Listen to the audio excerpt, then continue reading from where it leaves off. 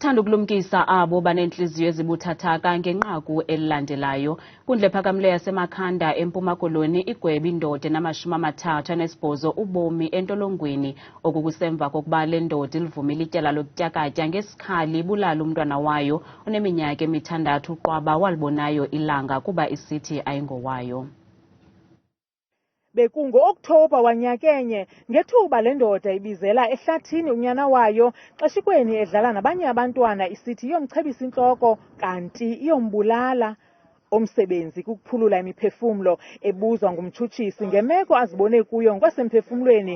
Umama womntwana uNandipha Tywanzi uthe ngoku akazinzanga ngowasengqondweni yaye uvukwe zizifo ebekade engenazo. Unpack this part for us when you say she was fatigued. Nandipha is suffering psychogenic non-epileptic seizures, PNES, and complicated bereavement with onset, which means starting after the incidents in this case. Umama womntwana ebekhona enkundleni kodwa akakwazanga ukuthetha nonondaba ngenxa yokuxheleka ngokwasemphefumlweni ze sathetha nosapho emva ekhaya eBhongweni Cebukuhle eMonti.